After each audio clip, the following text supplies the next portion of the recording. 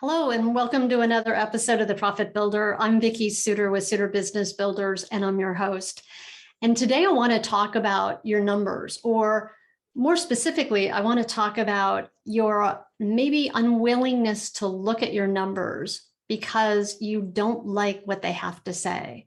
And I've seen this over and over again over the years of working with contractors, that a lot of times you have a tendency to not want to look at the results when they're not good. I mean, that's true for all of us, right? Like, we don't like necessarily leaning into and looking at the things that make us feel bad, or it's bad news, or it's not what we said we wanted to do, or we didn't hit the mark, right? All those things that have us sort of want to shy away from or not look at it because we already know it's not what we wanted the results to be.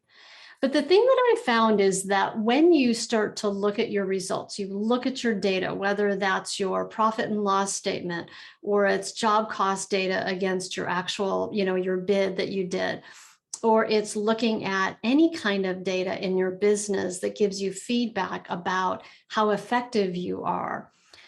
While there's this sting initially of, well, I didn't hit the mark, the thing about looking at the data is that what it'll tell you is a story. It'll tell you the story of, well, how big of a gap was it between where I was and where I said I wanted to be? Or what is it that didn't work about that I can improve it? Because the thing is, if you can't see it, if you have no ability to be able to have that clarity about the numbers, you're not going to have the confidence to know what actions you need to take differently next time in order to produce a different result. I'll give you an example. I was having a conversation with my client, Joe, a couple of weeks ago, and we started looking at his financial data for the last 5 years.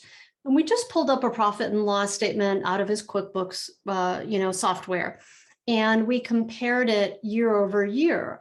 And I started to notice some things. We were looking at revenue, and then we were looking at gross profit margin. We were looking at overhead expenses. We were looking at net profit.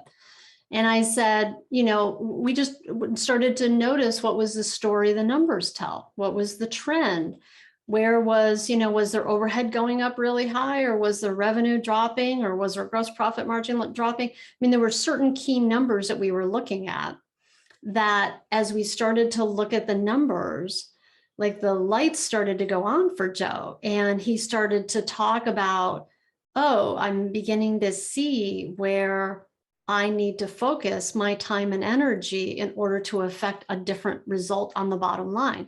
Because ultimately, if you're in a for-profit business, right, then there's a certain number that you want to make on the bottom line. There's a certain profit you want to make.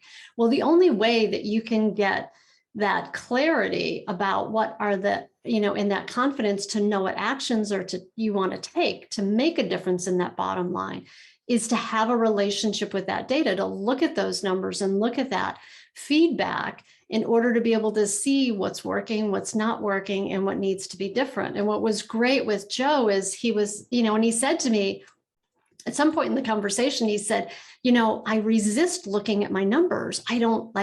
I know they're not what I want them to be, but now I'm starting to see that when I look at them, I can have a greater sense of clarity about what's working and what's not working, so that I have the confidence to know what I need to change and what I need to do differently.